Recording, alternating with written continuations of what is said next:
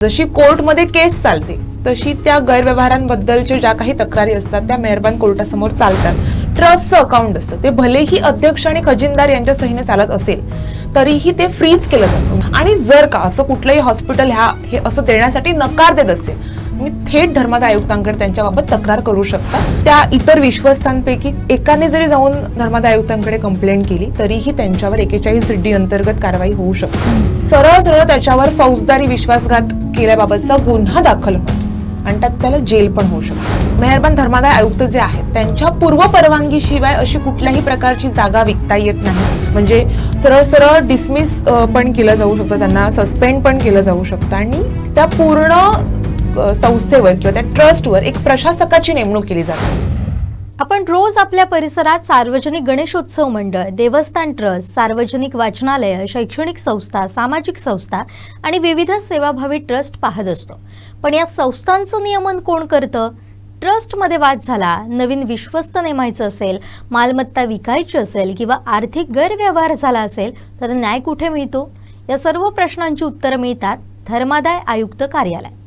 धर्मादाय आयुक्त कार्यालय नेमकं कसं काम करतं, कोणत्या प्रकारच्या केसेस इथं चालतात, ट्रस्टच्या पदाधिकाऱ्यांनी कोणत्या कायदेशीर बाबींची काळजी घ्यावी आणि सर्वसामान्य नागरिकांना या कार्यालयाकडे कधी जाता येतं, या सर्व विषयांची माहिती आम्ही जाणून घेणार आहोत कोकण 7 लाईव्हच्या कायद्याची भाषा या विशेष कार्यक्रमात। आणि आज आपल्याला मार्गदर्शन करण्यासाठी आपल्या स्टुडिओमध्ये उपस्थित आहेत नामवंत कायदेतज्ञ ॲडव्होकेट प्रणिता कोटकर राऊळ मॅडम। आपलं मनपूर्वक स्वागत आजच्या या विशेष भागामध्ये। गेल्या काही भागांमध्ये आपण डिवोर्सबद्दल माहिती जाणून घेतली आणि हा आजचा एकदम वेगळा कायदा आपण समजून घेतोय। पहिला प्रश्न हाच आहे, ज्या पद्धतीनं हायकोर्ट असतात, ज्या पद्धतीनं जिल्हा न्यायालय असतं त्या पद्धतीनंच धर्मादाय आयुक्त कार्यालय हे सुद्धा एक न्यायालयच असतं का आणि इथं कोणत्या प्रकारच्या केसेस चालतात? हो, म्हणजे तू अत्यंत महत्त्वाचा हा प्रश्न विचारलास, कारण बऱ्याच जणांना माहिती नाहीये की मुळातच धर्मादाय आयुक्त किंवा सहधर्मादाय आयुक्त किंवा सहाय्यक धर्मादाय आयुक्त हे एक क्वासी ज्युडिशियल म्हणजे अर्धन्यायिक न्यायालय असतं। आणि ह्यामध्ये खास करून आपल्या महाराष्ट्रात महाराष्ट्र पब्लिक ट्रस्ट ऍक्ट आहे, तो ऍक्ट तिकडे फॉलो केला जातो मोस्टली। आणि ते होत असताना जर एखादं नवीन संस्था रजिस्ट्रेशन करायचं असेल किंवा ट्रस्टचं रजिस्ट्रेशन असेल किंवा एखाद्या सामाजिक सार्वजनिक संस्थेमध्ये किंवा एखाद्या धार्मिक संस्थेमध्ये, मग देवस्थानची संस्था आहे त्याच्यामध्ये कुठल्याही प्रकारचा वाद झाला तर त्या वादाचं जे निराकरण आहे ते करण्यासाठी हे खास करून ह्या न्यायालयाची स्थापना करण्यात आलेली आहे। बरं, मग या कार्यालयाकडे म्हणजे जे वकील असतात किंवा ते जे आपले ट्रस्टी असतात त्यांच्याकडे सामान्यतः कोणत्या प्रकारच्या केसेस जास्त येतात आणि ते नेमकं यावर कसं काय काम करतात? ही सगळी प्रक्रिया जी आहे किंवा ही जी सगळी प्रोसेस आहे ती कशी काय चालते? येस, इथे जी कामं चालतात किंवा इथे जी काही कोर्ट प्रोसिजर होते ती सगळ्यात पहिलं म्हणजे एखादं नवीन ट्रस्ट रजिस्ट्रेशन असेल तर सेक्शन 18 अंडर ते आम्ही ट्रस्ट रजिस्ट्रेशनची कामं करतो। दुसरं म्हणजे एखाद्या संस्थेत कुठल्याही प्रकारचा जर चेंज झाला तर चेंज रिपोर्ट फाईल करणं, ते एक त्या म्हणजे तिथे मोठ्या प्रमाणात काम चालतं चेंज रिपोर्ट बाबतचं। किंवा एखाद्या ट्रस्टची मालमत्ता आहे ती विकायची असेल किंवा भाड्याने द्यायची असेल तर त्या संदर्भातील देखील परवानग्या ह्या मेहरबान धर्मादाय आयुक्तांकडनं आम्हाला घ्याव्या लागतात।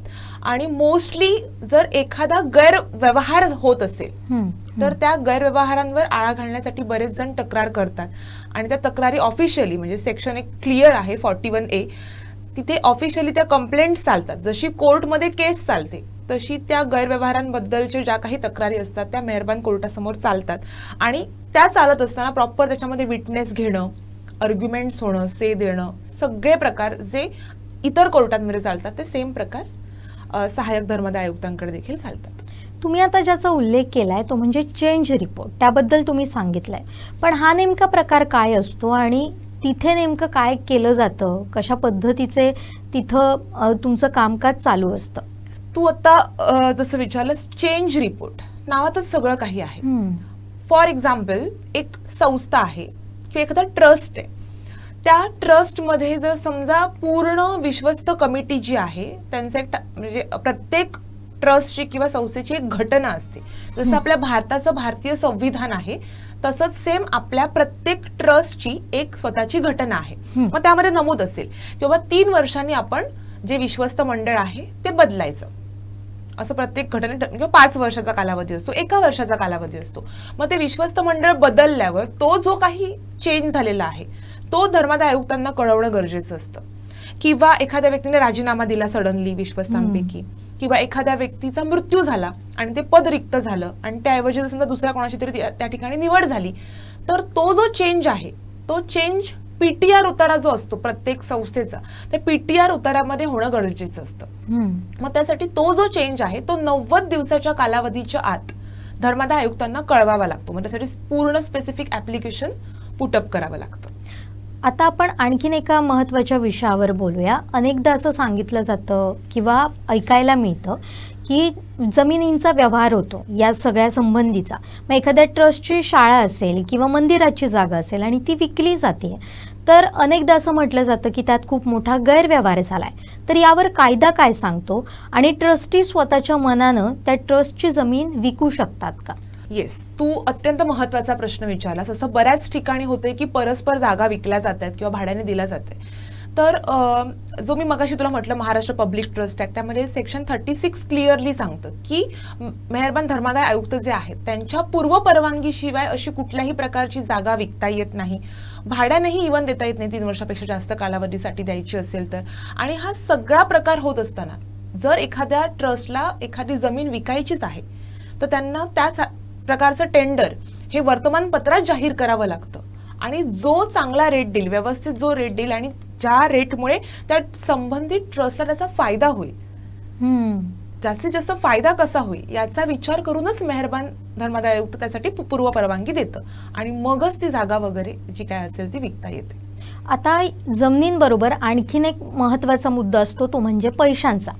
जर एखादी ट्रस्टी जर तो जो ट्रस्टचा जो पैसा असेल तो स्वतःसाठी वापरत असेल किंवा त्यामध्ये अपहार केला जाण्याची शक्यता असते किंवा जर तो अपहार होत असेल तर त्यावेळी सामान्य नागरिक म्हणून काय स्टँड घेऊ शकतात आणि त्याचबरोबर या सगळ्याविषयी कायदा नेमका काय सांगतो?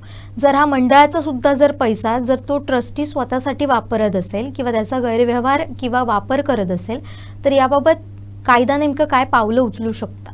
येस, या बाबतीत ना सामान्य नागरिक पण आवाज उठवू शकतात. जर अशा प्रकारचा काहीही झोल लक्षात येत असेल की असं काहीसं घडतंय आमच्या देवस्थानमध्ये किंवा आमच्या सामाजिक संस्थेमध्ये, तर अशा सामान्य नागरिकही ह्या बाबतीत ऍक्शन घेऊ शकतात. मी मगाशीच बोलले की गैरव्यवहारांविरोधात तुम्ही तक्रार करू शकताय. मग त्यासाठी सेक्शन 41A आहे.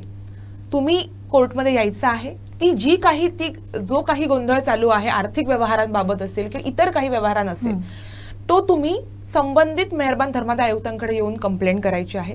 जर मेहरबान आयुक्तांना वाटलं की ह्याच्यावर ऍक्शन घेणं गरजेचं आहे तर तात्पुरतं ते अकाउंट जे संबंधित ट्रस्टचं अकाउंट असतं ते भलेही अध्यक्ष आणि खजिनदार यांच्या सहीने चालत असेल तरीही ते फ्रीज केलं जातं, गोठवलं जातं तात्पुरत्या कालावधीसाठी. आणि पूर्ण चौकशी अंती जर हे निष्पन्न झालं की खरोखरच ह्या ट्रस्टीने इतर ट्रस्टींची फसवणूक केलेली आहे किंवा काहीतरी व्यवहारांमध्ये घोळ गेलेले आहेत, गोंधळ घातलेले आहेत, हे जर सिद्ध झालं पूर्ण केस चालल्यानंतर तर 41D अंतर्गत त्या संबंधित ट्रस्टीला त्या पदावरून निलंबित देखील केलं जातं. अगदीच. आता या पुढचा प्रश्न असा असतो की आपण अनेकदा पाहतोय की शहरातील मोठी हॉस्पिटल्स जी असतात तिथे चॅरिटेबल ट्रस्ट म्हणून रजिस्टर असतात. मात्र सामान्य माणसाला प्रश्न पडतो जर हे ट्रस्ट आहेत तर मग गरिबांना तिथे सवलत का मिळत नाही? यासाठी धर्मादाय आयुक्तांचे काही नियम आहेत का? याविषयी तुम्ही काय सांगाल? तू अत्यंत महत्त्वाचा प्रश्न विचारला जो अनेक लोकांच्या मनात आहे. कारण बरीच हॉस्पिटल्स ही चॅरिटेबल ट्रस्ट अंडर रजिस्टर असतात. मग तिथे त्यांना एक IPF हा एक सेपरेट फंड दिलेला असतो जो निर्धनांसाठी खूप त्यांनी ती योजना राबवणं त्यांच्यावर बंधनकारक असतं.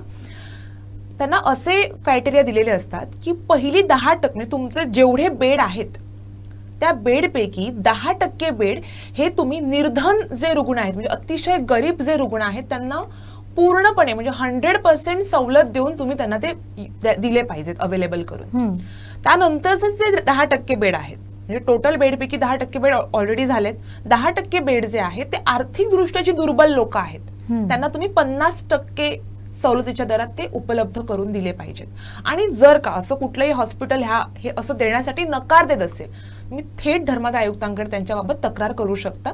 त्यांचं इन्स्पेक्शन होऊ शकतं त्या संदर्भात खास. आणि त्यातनं जर सिद्ध झालं की हे खरंच असं केलं जाते, तर त्यांच्या चॅरिटेबल ट्रस्ट वर ऍक्शन घेतली जाते. अगदीच.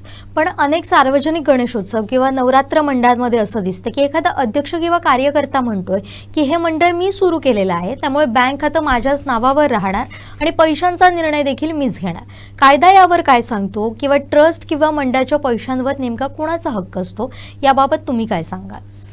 येस, याबद्दल बोलताना मी एक महत्त्वाचं बोलेन की असं बऱ्याच जुन्या ट्रस्टमध्ये होतंय की ह्या संस्थेला किंवा ह्या ट्रस्टला मी जन्म दिलाय, ह्यावर माझा अधिकार आहे, असं थोडंसं केलं जातं. मी थोडं उदाहरणार्थ म्हणजे एक उदाहरण देऊन तुला हे सांगते.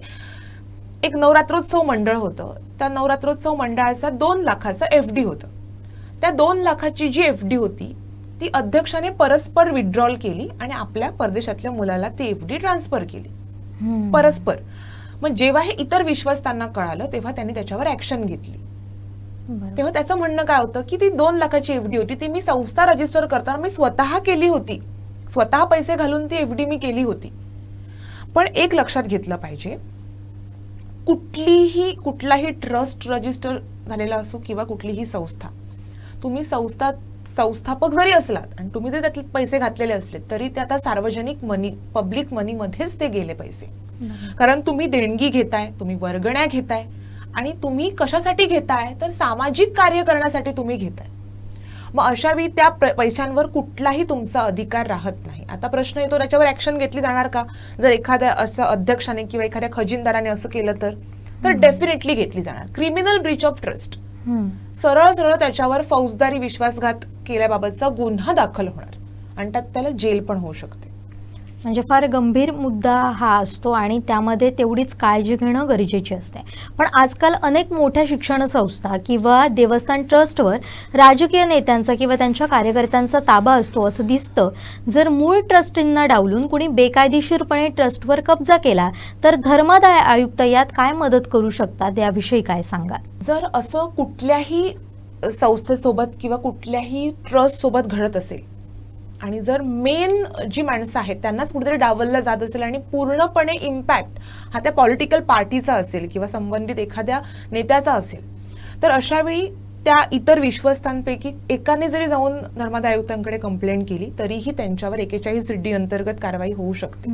म्हणजे सरळ सरळ डिसमिस पण केलं जाऊ शकतं, त्यांना सस्पेंड पण केलं जाऊ शकतं आणि त्या पूर्ण संस्थेवर किंवा त्या ट्रस्टवर एक प्रशासकाची नेमणूक केली जाते. जो प्रशासक हा सरकारी अधिकारी असतो आणि तो ते पूर्ण त्या संस्थेचं प्रशासन बघतो. म्हणजे ही इथपर्यंत कारवाई मेहरबान धर्मादाय आयुक्त करतात. पण आता आपण आपल्या या सगळ्या चर्चेच्या एपिसोडच्या शेवटाकडे आलेलो आहोत, तर जाता जाता तुम्ही प्रेक्षकांना आणि त्या ट्रस्टी पदाधिकाऱ्यांना काय सल्ला द्याल? मी कोकणसात लाईव्हच्या माध्यमातून तुम्हाला सगळ्यांना एवढंच सांगेन की ट्रस्ट रजिस्टर करणं किंवा संस्था रजिस्टर करण्यासाठी बरेच जण उत्सुक असतात आणि बरेच जण करतातही. पण एक महत्त्वाचं कर्तव्य विसरून जातात, तो म्हणजे तुम्ही एखादी संस्था किंवा ट्रस्ट रजिस्टर करताय याचा अर्थ तुमच्यावर मोठ्या जबाबदाऱ्या येत आहेत. पहिली गोष्ट, तुम्ही सगळ्यांनी ऑडिट रिपोर्ट जो आहे तो वेळोवेळी सबमिट करणं धर्मादाय आयुक्तांकडे गरजेचं आहे. एखादी नवीन स्थावर किंवा जंगम मालमत्ता जर तुमच्या संस्थेमध्ये आलेली असेल तर त्याबाबतचे देखील रिपोर्ट्स तुम्ही धर्मादाय आयुक्तांकडे दिले पाहिजेत. वेळोवेळी तुमच्या ट्रस्टमध्ये किंवा विश्वस्त मंडळामध्ये काहीही चेंजेस होत असतील तरीही ते तुम्ही वेळोवेळी दिले पाहिजेत, कारण तसं अपडेटेड PTR उतारा हा तुमच्या संस्थेचा किंवा तुमच्या ट्रस्टचा असणं गरजेचं आहे. आणि मी तर म्हणते की इतर लोकांपेक्षा तुम्ही काहीतरी वेगळं करायला बघताय, एखादं देवस्थान चालवताय, एखादी संस्था चालवताय आणि समाजोपयोगी जेवढे काही कार्यक्रम आहेत ते तुम्ही करताय. असं असताना मला तरी वाटतं तुम्ही त्यात 1% पण स्वार्थ ठेवू नये आणि खरोखर समाजासाठी उपयोगी पडत असाल तर डेफिनेटली धर्मादाय आयुक्त जे पूर्ण कार्यालय आहे हे तुमच्यासाठीच आहे आणि तुमच्यासाठी नेहमीच ते तत्पर आहेत. त्यामुळे जर तुम्ही चुका नाही केल्या तर तुमच्यावर ऍक्शन घेतली नाही जाणार. ऑटोमॅटिकली जे सगळं आहे ते व्यवस्थित चालू राहणार. अशी सिंधुदुर्गात बरीच देवस्थानं आहेत ज्यांची कामं आजही सुरळीतपणे आणि व्यवस्थित कुठल्याही प्रकारचे अडथळे, कुठल्याही प्रकारच्या केसेस न होता चालू आहेत, कारण त्यांची एकी आहे. तर जास्तीत जास्त एकी ठेवण्याचा प्रयत्न करा, एवढाच सल्ला देईन. नक्कीच धर्मादाय आयुक्त कार्यालयाचे अधिकार असतील, ट्रस्ट संबंधीचे कायदे असतील, नागरिकांचे हक्क असतील, याबाबत आपण अतिशय सोप्या आणि समजण्यासारख्या भाषेत माहिती दिली, त्याबद्दल आपले मनपूर्वक आभार. आणि त्याचबरोबर आजच्या या कायद्याची भाषा या मालिकेतून आम्ही दर आठवड्याला अशाच महत्त्वाच्या कायदेशीर विषयांवर तज्ज्ञांच्या माध्यमातून माहिती घेऊन येत राहणार आहोत. त्यामुळे तुम्ही पाहत राहा कोकणचं नंबर 1 महा चॅनल कोकण सात लाईव्ह. धन्यवाद.